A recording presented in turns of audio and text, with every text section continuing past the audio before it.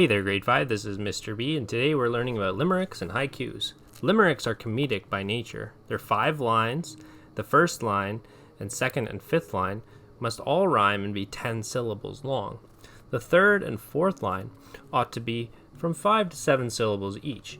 They must rhyme together, and have a similar rhythm.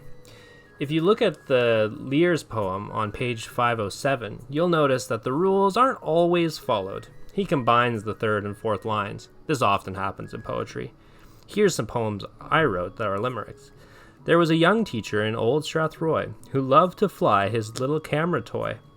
Then an eagle or seagull thought it a yummy meal, plunging it down, screaming, "Look, land ahoy!" Here's another one.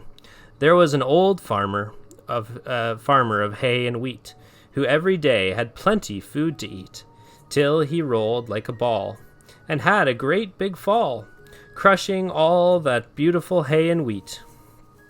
These are examples of limericks that you could write. Try to make them silly, right? We all think of Jesus, and he often painted ridiculous pictures of his enemies, right? Especially the Pharisees, and he kind of painted them and showed these ridiculous kind of silly scenes, right? Of someone, thinking themselves righteous and, going all the way and on the, mourning on the street and making themselves look all disheveled just to show how righteous they are, right? These would have made people really kind of skew their heads, right? And that's why you see Jesus attracting many people to come and listen to his teaching, is his teaching had a great, first off, a great truth to it, right? But also, he was obviously a riveting speaker as well, and painted really great pictures.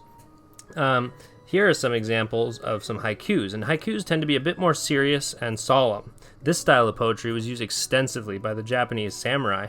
Typically, they have 3 lines, 5 syllables in the first, 7 in the second, 5 more in the third, and they don't need to rhyme, but they can.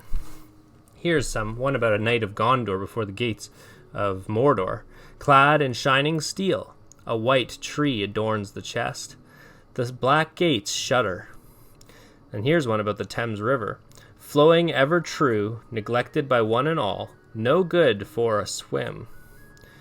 These are some little poems or haikus that I wrote for the lesson as examples for you. Haikus are a fun way to use language to describe and thus think about the things of this world.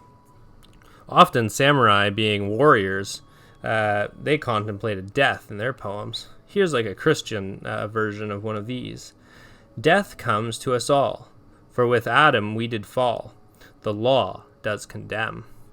This is a way of to phrase some truth from the Bible. We should remember that the Bible is full of poetic language, and this should encourage us to see God as a poet who spoke all things into existence and breathed out the very words of the scriptures. Right? So, I think now you guys can take your turn to use your creative brains and talents to paint pictures with words. I hope you enjoy. Bye.